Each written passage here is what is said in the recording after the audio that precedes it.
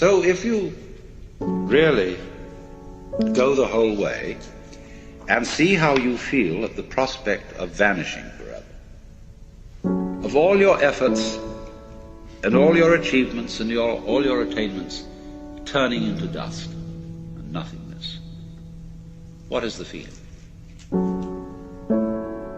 What happens to you? It's a curious thing.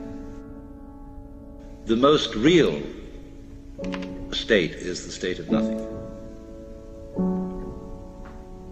That's what it's going to all come to.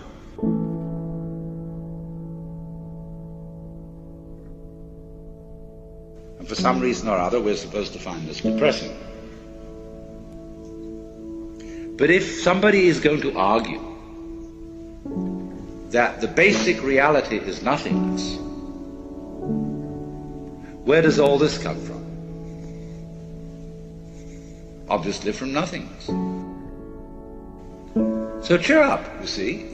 This is what is meant in Buddhist philosophy by saying we are all basically nothing. The essence of your mind, that's how it is behind your eyes, is intrinsically pure.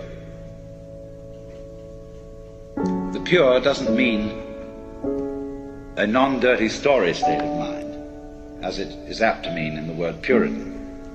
Pure means clear, void. So you know the story when the sixth patriarch was given his office as successor. Because he was truly enlightened, there was a poetry contest. And the losing one wrote the idea that the mind, the consciousness, was like a mirror which had to be polished. And constantly I have to polish my mirror. I have to purify my mind, see? So that I'm detached and calm and clear-headed, Buddha. But the one who won the contest said, there is no mirror. And the nature of the mind is intrinsically void. So where is there anywhere for dust to collect? By seeing that nothingness is the fundamental reality, and you see it's your reality, then how can anything contaminate you? All the idea of your being scared and put out and worried and so on is just nothing. It's a dream. Because you're really nothing. But this is the most incredible nothing.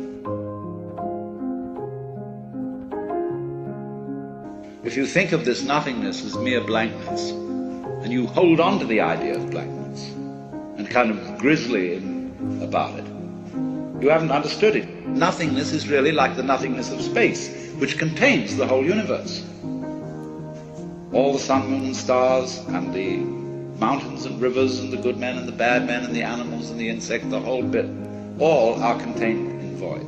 So out of this void comes everything, and you're it. So what I'm showing you is that all this hocus pocus about the fear of nothingness is that, truly speaking, nothingness is what we want to talk about when we talk about the spiritual. Only it's all been ignored. It's all been put down. You say, oh, nothingness. Bleh! Heaven preserve us from that. But that's where the secret lies. And obviously the secret always lies in the place you never think of looking for it.